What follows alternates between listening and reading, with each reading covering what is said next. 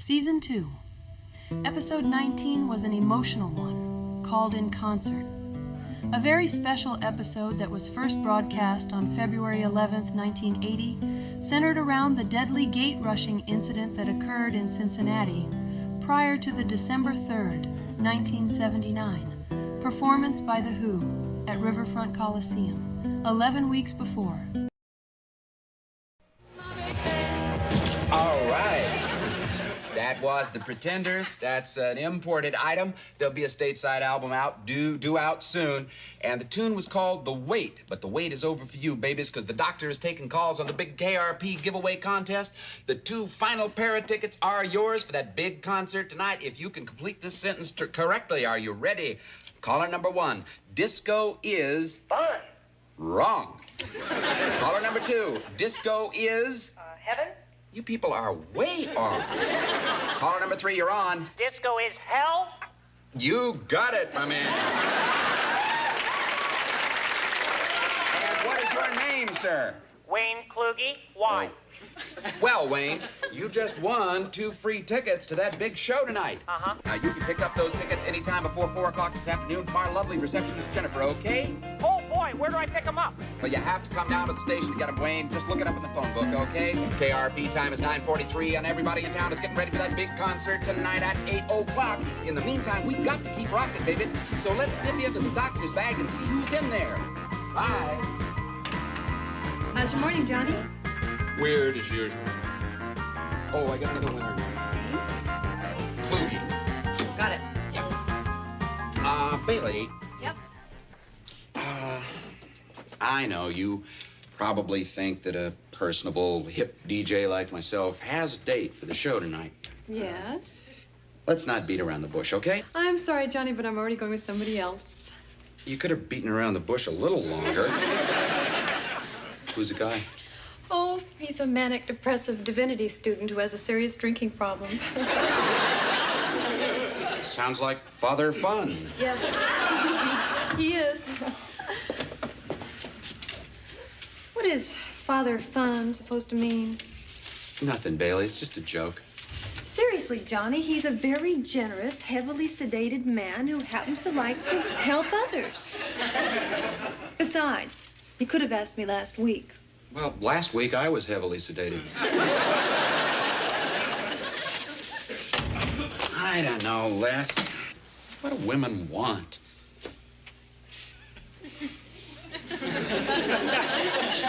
Tupperware. Your hot tea with lemon. Oh, wonderful. Oh, and here, I want you to put this on. I beg your pardon? Put this mask on. What's that? Well, this is my European aqua pack. Good Lord, Jennifer, what's that supposed to do? Well, it surrounds the eyes with comforting warm water, alleviating clogged nasal passages, tired and puffy eyes, hangovers, and other head discomforts. Huh. All that. Uh-huh. Now, here we go. Huh. Oh, my word. How's that? Oh, that's warm. Oh, and I can see, too. And just to help you to forget about Mr. Dreary Winter, I brought you this wonderful travel magazine with color pictures of Hawaii, Pango Pango, and Tahiti, my personal favorite. Oh, you're just a gift from heaven, Jennifer. My pleasure. Now, you just keep this pack on. I will. I promise. Okay. I promise, yeah. Hi. Hi. Bye. Bye.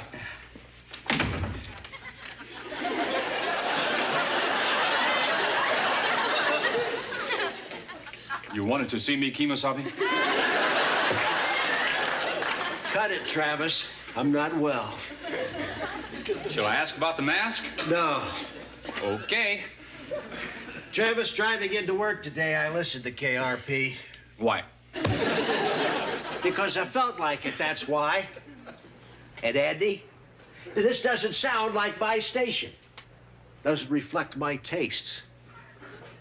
I don't like the music, and I'm not sure I understand it. Come on, we've been down this road many times before. Now, what's really the problem? Carmen's conned me into taking my son to that rock concert tonight. I don't want to go. I think that's why I got sick. Wait a minute, you and little Arthur are going to go to this rock concert? Yeah. I think that's terrific. No, I mean, I can't believe it. Really? You're going to go to a rock concert? Just settle down, Travis. Maybe if this station hadn't been promoting that rock concert, my kid wouldn't have heard about it and I wouldn't be taking him tonight. This station shouldn't promote any more rock concerts. Now, we're not promoting this concert. We're giving away free tickets for publicity. How do you think you got your tickets for tonight? How's it gonna look, Travis? A grown man like me at a rock concert. What I'm saying to you, Travis, is that I just don't want to look bad. I feel out of it, Travis. I remember the younger days when people used to get dressed up to go out and hear a live band. Like Tommy Dorsey, Duke Ellington. Come on now. The music might be different, but the spirit's the same. You're going to listen to a live band, and you're going to have fun. Well, I hope little Arthur has fun because he can be a miserable little wretch. Oh, I know. I know that he's going to have a good time. He better have a good time. Mr. Carlson, before I leave, I owe it to myself to ask one more time. Why the mask? It's a European aqua pack. Thank you.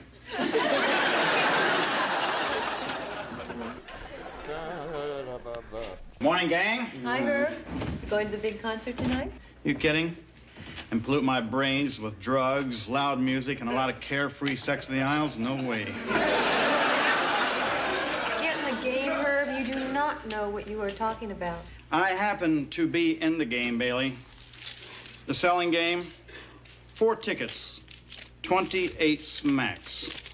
Some people call it scalping. I call it smarterino. Genius, Herb. Yeah? Yeah.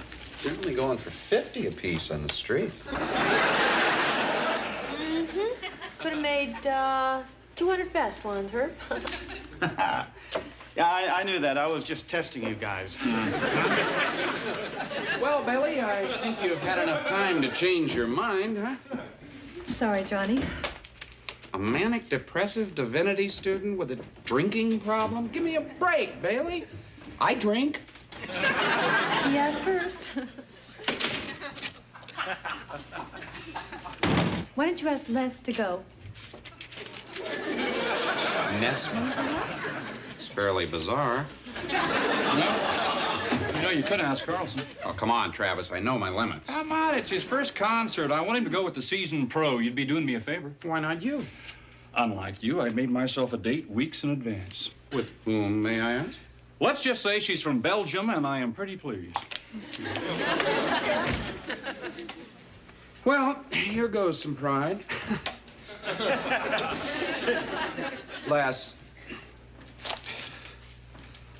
Les, are you in there? You know I am, John. Well, Les, are you free tonight? In the larger sense, are any of us free? I don't know, Les. I just wondered if you wanted to go to the concert with a freewheeling hip DJ like myself. You mean you, John?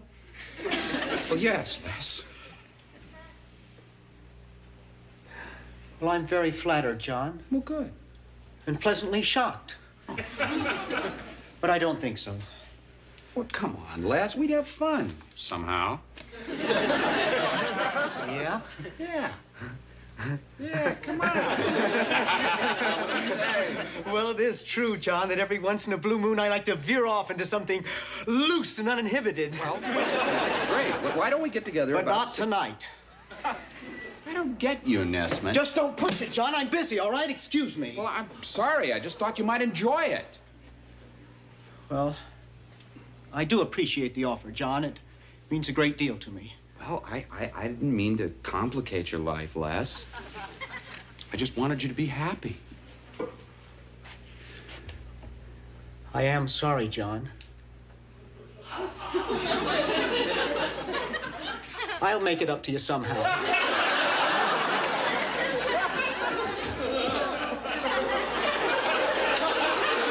You know, I feel like Les and I just broke up. All right, John. I'll go with you. Well, thanks, Herb. It just doesn't feel right so soon after losing Les. I understand. Hi, kids. Morning, Venus. Hey, Venus. Hey, that's a nice jacket, Venus. Hey, thanks, BQ. Yeah, what early worm brings the blackbird in? Oh, according to Andy, Venus has been invited to be the guest DJ to the concert tonight. No kidding.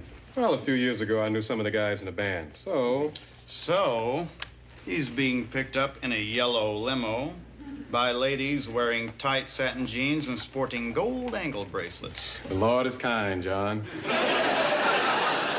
Who are you going with, man? So far, Jennifer, Bailey, and Les have totally, without restraint, just rejected me. Why don't I ride in that limo with you, huh? Oh, I couldn't put you through that, John. Sure you could. Oh, no, limos are not your style. Oh, come on. Let me ride with you. I'll sit in the front, okay? John, there's some things a man has to face alone. This is definitely one of them. Excuse me, can I have your attention, please? I just want you all to know that you're excused early today so you can go to this thing tonight. Travis here tells me that we've got general admission seating, so you're gonna have to get there early to get a good seat. Well, that's it. Get back to work.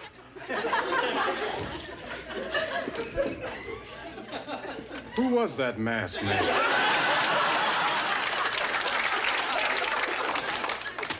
I don't know how you do it, though, Jennifer. I mean, what's the secret? Is it exercise or diet or what? Do what? Well, you know, pecan breakfast cake and butterscotch almond explosions. And you just never gain any weight. Well, it's simple. I don't like that, so it just leaves me alone.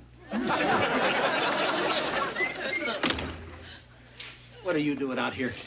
Well, I'm just hanging out, copying some candy. I told you no more riffraff in the lobby. That's a new rule. Mr. Carlson, Johnny doesn't have anyone to go to the concert with.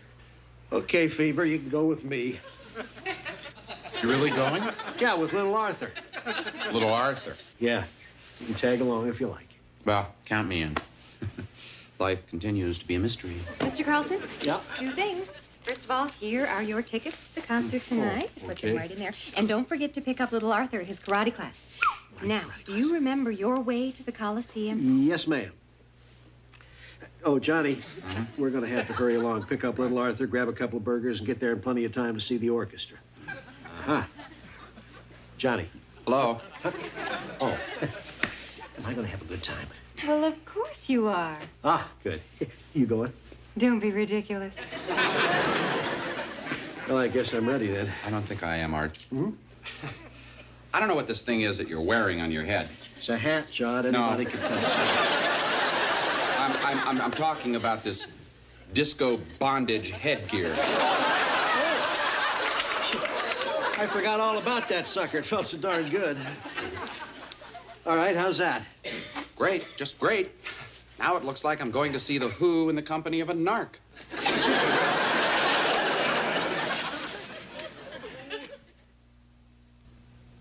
I don't know, man. I just can't believe it. I mean, 11 kids lose their lives. For what? Well, what do you expect at these things? What the hell does that mean, man? You ever been to a concert? No, sir. But you're gonna get this when you got a lot of teenagers crowded together and worked up by a lot of loud rock music. This happened before the concert started, Herb. It just seems so unreal. I still don't believe it. I gave away tickets for the thing. Good morning. Oh, man, do I feel terrific today. Jennifer, you did it again. Cold of mine, right out of my head. Right into mine. Oh, I'm sorry about that, Venus. You know, I got a confession to make. I went to that rock concert last night thinking I was going to hate it, and I ended up having the best time. Mr. Carlson. Not now, Jennifer. I'm on a roll. Whatever it is, I'm on it. What's everybody got such a long face for? You didn't listen to our station this morning, did you? No. Mr. Carlson, I don't know how to tell you this. 11 kids lost their lives last night at that concert. What are you talking about, Travis? Is this some kind of bad joke? Sir, I wish it were. Well, I was there. I didn't see anything. None of us did. It happened before the concert started, Mr. Carlson. There was this large crowd outside the Coliseum. They've been waiting there for hours and hours. It was very cold. Somebody inside decided to open some doors. There was some reserved seating. Mostly general admission. That's what they call festival seating. That's what they call a stampede. And that's what happened. The Who didn't even know what had come down until after the show. Excuse me. I don't feel so good. I only thought this kind of stuff happened at South American soccer games. It just seems like this type of thing has been a long time in coming. I was at a concert once in Atlanta. General admission seating. Of course, everybody got there early so they could get down front close to the stage, and when the band was late in starting, everybody started pushing forward. Some of the kids were almost crushed against the stage. It's that damn general admission seating. This concert is just about my last. It's not the concerts themselves. Look, I'm gonna go down to Snooky's bar. Anybody else? Yeah, I'm in. John, can I go along with you? Sure. I know I sound like a jerk after what happened last night, Look, but... Travis, I'll be here bright and early tomorrow, okay? And ain't no way I'm gonna miss my shift, man. Thank you, guys. Oh, I heard there was going to be a candlelight memorial service tonight, about 7 o'clock at Fountain Point. That's Square, Les. Fountain Square. Yeah, Fountain Square. Thank you, John. And I thought I'd go down, and if any of you were interested, we could meet here about 6. Why don't we make it Snooky's, though? Sounds good to me. Okay. Venus, I want you to mention the memorial service on your show today. Matter of fact, we should mention this all day long. See you later. Right now, I'm a little worried about Mr. Carlson. Hard telling what's going through his mind. This time tomorrow, we might be programming supermarket music. You all right, Bailey? You're almost a little too quiet. I'm fine. Thank you, Andy. I was just checking.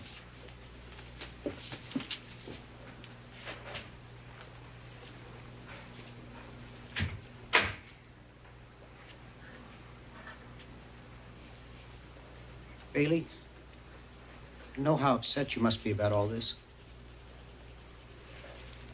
You probably don't want to hear this, but we're newsmen. I mean, newspersons. And we've got a story to cover here, a very important one. I don't know, Les. I feel so angry and sad and confused that I don't think that I can handle this story. Well, I need you, Bailey. You were at the concert and I wasn't. Look, if we work on this thing together, we can handle it better than any other station, local or national. I don't know. Sure we can. You think so? Yes. I don't know. We can, Bailey. Yeah? Yeah, look, it'll be just like Holmes and Watson. No, or, no, I mean, Woodward and Bernstein. Bernstein. Bernstein and Barbara Walters. That'd be a pair. Here's your coat, come on.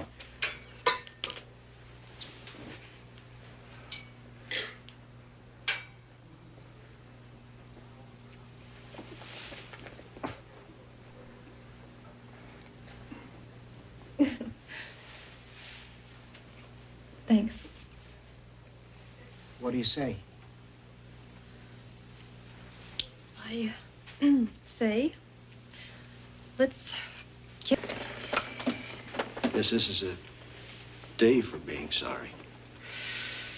From my window there, you can see Fountain Square. It's already lit up with candles. You going? Oh, yeah. I'm gonna meet everybody over at Snooky's. Ah, Venus, I feel so ashamed. We publicized that concert, gave away tickets. I was there when it happened, enjoying myself. We all were. You know what really gets me? You can't do anything about it. It's too late to do anything. And then you keep asking yourself, why?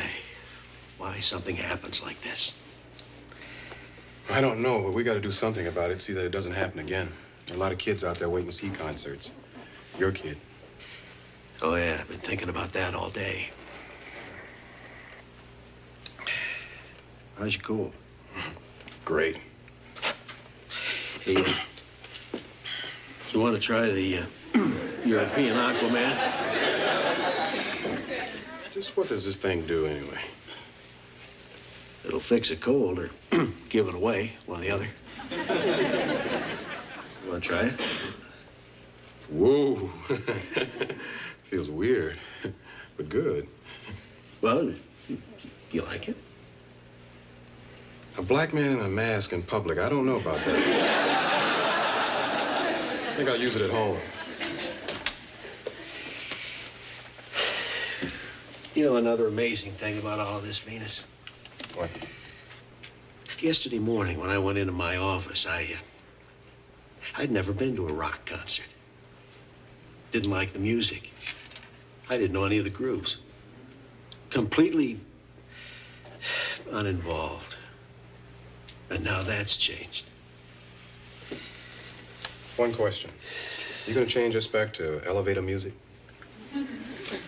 We're a rock and roll station, Venus, and we're gonna stay that way. Good, I'm glad to hear that. Yeah, so is Andy. Well, I guess I better get over there. Everybody be waiting on me. Do me a favor. Take this for me over there, will you? Yeah, you bet I will.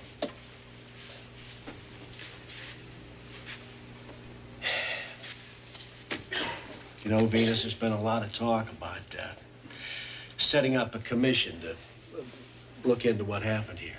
Yeah. It's not going to be just talk. This town's going to do it. Oh, this is a good town, Venus. We're responsible people here. I know. Good night.